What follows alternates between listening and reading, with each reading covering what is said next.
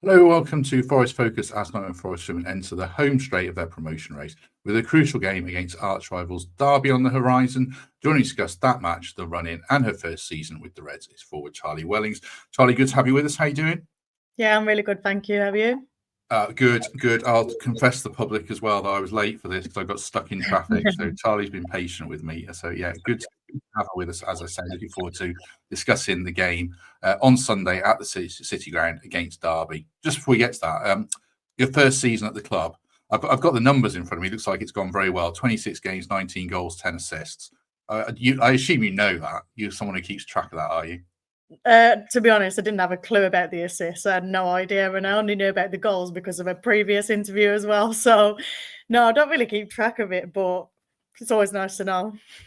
So, how's it gone then? First season here, like I say, how have you found it?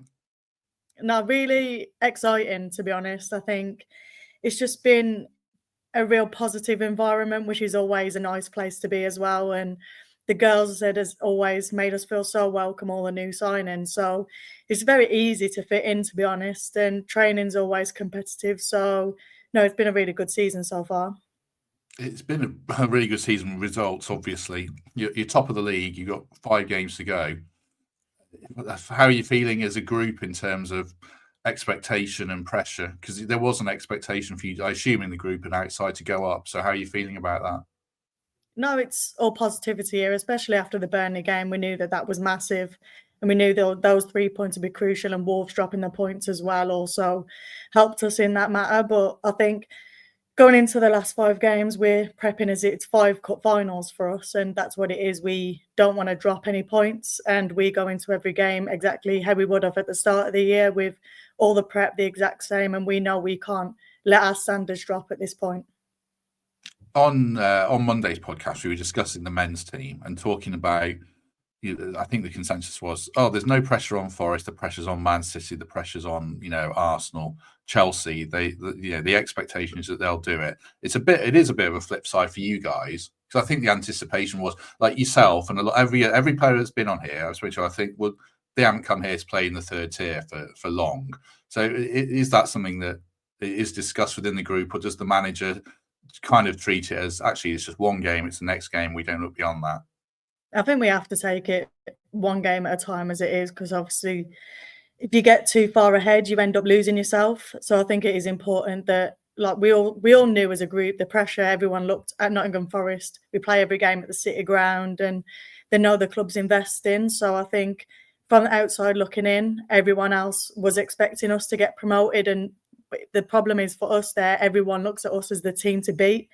So everyone brings their best game against us. So we know that no game is going to be the easy game. So we have to go into every single weekend on our top form and flying, basically.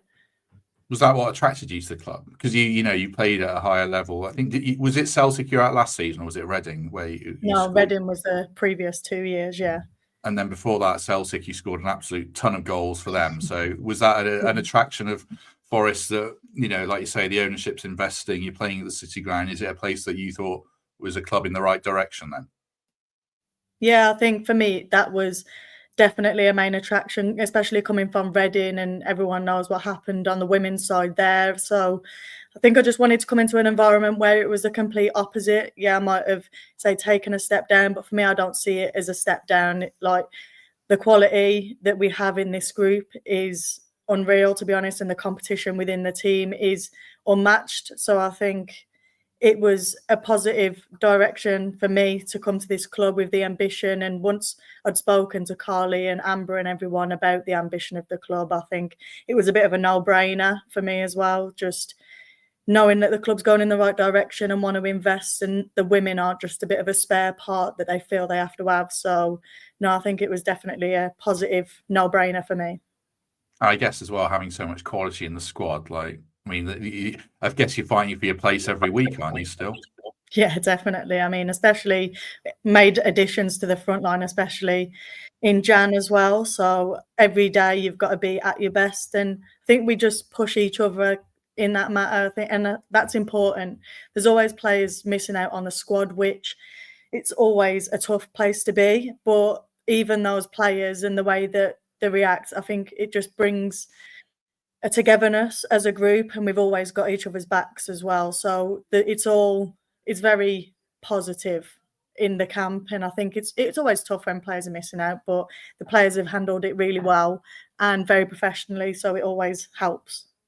One of the things I noticed from just looking at your results of late, you've had a load of really tight games, like one goal in it a lot of the times. Earlier in the season, I think I saw you put like 9 past Stourbridge, but these close games, is that a sign of a winning mentality, a sign of opponents raising their game, a sign of you not quite finishing your chances? I suppose the question is there any reason why your game's been so tight of late? No, I think it's a bit of all of those things, to be honest. I think obviously other teams as well get better throughout the season, so you've got to take that into consideration as well. They obviously know how we came at them in the first game, so they will analyse it just as we analyse the games as well. So they will know how to try and stop us. So I think that's part of not being able to break teams down, because a lot of teams are just sitting in low blocks, and it is tough to break down a low block. But also, yeah, we have missed chances, and that's been brought up in conversations, and we work on that every single day as well to try and be as clinical as possible. So I just think it's probably a bit of a mix of everything. Like, the league teams have got better. We have to then show our mental strength and know that we can always get a goal at some point. How do you see the title race at the moment? And you've got a narrow advantage coming out of the Burnley game. You've got a game in hand. I suppose the last game and the last 2 games must have been pretty massive against Burnley and Wolves to win one and avoid defeat in the other.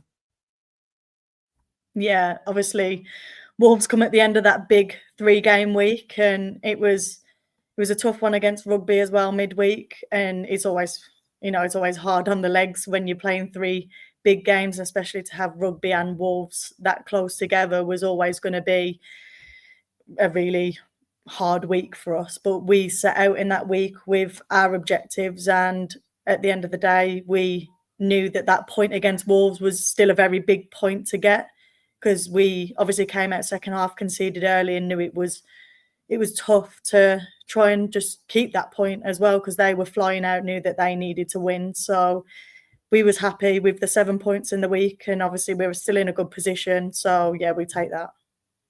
And the Wolves game, you won there. Did you win 6-0 or something like that? At their place? Did that add an extra dimension to that game, the return one then?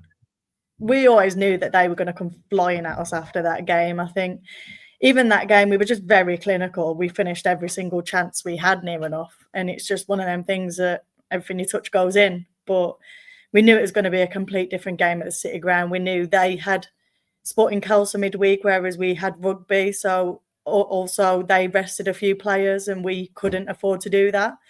So it was a matter of just try and get that eagerness to push on and get every single bit of energy out that we can. And we know we can look to the squad and the bench to bring players on, and we know that's where our strength lies, in numbers. We know that our finishers will come on and definitely make an impact as well. So we just knew that we had to try and get anything that we could out of that. Just before we talk more about the Derby game and the running, just a word for the Trent navigation, and probably an inevitable question for Charlie. Wednesday, Thursday, Friday, and all Champions League nights, you can get pizzas and Peroni for only 12 quid. So if you're around at the Nav, do check that out. And if you're not at the Nav, you can order it on Uber Eats and they will deliver it to you. So thanks to Nav for their support as ever. A few of your teammates have been on, and I don't know if they mentioned this, but if we advertise pizza or food at any point, I ask the guest about their favourite pizza. I know the manager's done it and a couple of the others. So what's your favourite pizza, Charlie Wellings? I would definitely say it'd be some sort of a meaty pizza, a bit of a meat feast or something. Yeah, that would definitely be my first choice for me. Very good, very good. I think the manager, I think Carly said something really spicy or something. I can't remember what it was. It was something no, not too spicy. Can't enjoy it then. I think Kate Longhurst said hot chili sauce on it as well. I'd have to go back as well. Yeah, it's pretty heavy. No, not for me. Not the chili sauce. Let's look at the run-in just before we talk about Derby. I'll just bring up your fixtures because I've got them here for people who aren't aware. you're properly in the home straight now. I know the men's team have got 10 games to go. Your season's a little bit more abbreviated. So obviously it's Derby, then it's Stoke, Hull, Liverpool, Feds, and West Brom are the final one on the fixture list. How do you view that running? I looked at the table. There's no pushovers there at all, are there? No, certainly. Like when you look at it, Derby's a local derby, so they're going to come and fly at us. We're expecting on Sunday, which we obviously only beat them, suspect scraped it 2-1 away from home as well. So we know they're going to be difficult to beat down. And when you look at it, Hull have just drawn with Wolves as well. So that'll definitely be a tough game as well. And Feds away is always a tough place to go. Everyone knows that is always, anyone could slip up there, and multiple teams have slipped up there, but we just know that we can't afford to drop our standards and drop any points, really. So I guess, Matt, I guess mentality is everything, isn't it? With these games, I suppose performances almost go out the window, and it's all about results above absolutely everything. Yeah, I mean, we obviously want to have a good performance in every game, but we know that doesn't always happen. But previously, like recently especially, we have scraped through games, like Kelso away rings a bell, and we have scraped a little 1-0 away. But yeah, the 3 points is what matters. Obviously, everyone wants a pretty game and loads of goals, but that doesn't always happen in football, and that's just what we've come to know at the second part of the season, especially. Like, we've created a lot of chances, and we know that we could have put a lot more away and been a bit more clinical, but all that matters is 3 points on the board, and that'll keep us top of the league. Let's talk more about the Derby game. I mean, I guess, a local rivals game. You mentioned it was close in the return fixture, which I'll ask you about in a sec. But just in general, you're expecting a tight, fiercely contested game here, I guess, aren't you? Yeah, we know they'll come flying out the blocks and be physical and compact and hard to beat. And we just have to bring our A game, especially going forwards, and try and break that block down with our rotations and our movements. And yeah, hopefully it all fits in perfectly on the day, but we'll see, I suppose. But hopefully, yeah. Well, the first game worked out well. You got both goals, didn't you? Yeah. I mean, just about worked out well. It was 1-0 until, what was it, like the 80th minute or something like that, which obviously hearts were going a bit, but yeah, eventually got there in the end. But yeah, it was a tight one. What about this one in terms of, you mentioned that you play the City ground a lot. I mean, that must give you a boost, an edge, hopefully, playing Derby at home in front. I'm sure it's going to be a big crowd. Will that be a factor, do you think? Yeah, certainly. I think always being at the City ground with the fans when they're all singing at the start and everything with the scarves up, it's always a special moment. And as a player, it does give you that extra edge. Look over and see all them singing, and you're like, come on then, let's get straight into this today. But yeah, hopefully the fans will bring a big crowd as well. So it always gives you a big boost. So yeah, just looking forward to it, to be honest. Was Derby away your favourite game of the season individually? Just scoring those 2 goals in a big match, was that the best moment so far in a Forest shirt for you? I mean, I wouldn't say it was the best moment, because I was not in a great place before those 2 goals. It was obviously a tough game and just frustrating, to be honest. But it was more of a relief than anything as soon as I hit that goal. And the first one was probably more of a frustration shot. Like, I've seen the keeper, knew she weren't set, but it was more of a, like, this has been miles off it today. But yeah, obviously to get the penalty, that was a nerve-wracking moment, but I always felt confident, especially after the first strike. So Molly looked at me and was like, "Do you want it?" I was like, "Yeah, I want this one." But yeah, I always felt confident that we could get back into it, and I knew if we scored one, they'd probably crumble a little bit. So we knew that there'd be another opportunity, and it came. So just thank God, really, that actually happened. Do you learn something from that first game? And you're saying that you felt like you were miles off it. Do you take something from that game going into this one? Yeah, I think we can't. Obviously, it's completely different because away they had a lot of fans. It's a small AstroTurf, and you're not going to get the spaces that you will get on the City ground. So we know always playing at home, it always fits into our style of play and it helps us a lot with a big pitch and creates more spaces for the movements. So hopefully this time we can play our game a lot better and come out how we need to like perform and perform well. That is a key thing as well for this weekend, because if we play how we can play, then it could be a very nice weekend for us. How different are games on AstroTurf? Because I play on AstroTurf. It's totally different from grass. You're playing to a much higher level than I ever played. So what's it like? What's the difference there? Yeah, not a fan at all of the AstroTurf. You just get funny bounces and things don't set the same as they do on grass. And then I think that's where you found that we have mainly struggled a little bit away from home, like the Derby fixture, the Kelso fixture. It does, and the rugby away as well. I think it does play a massive part on, especially how we play as a team, and we like to play football with the ball on the ground. And it is tough sometimes when you do come across the AstroTurf pitches, but we still have to just try and do the right things. But obviously, City Ground is like a carpet, so we love it there.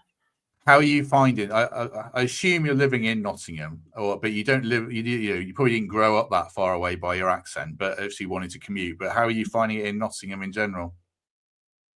I actually really like Nottingham as a city. I think it's got everything that you want, to be honest, and it's a nice city to live in. It's one of the nicest that I've lived in. So no, I definitely love Nottingham. I live down here, but my family's like Warsaw way, so it's not too far, which is nice as well, about an hour.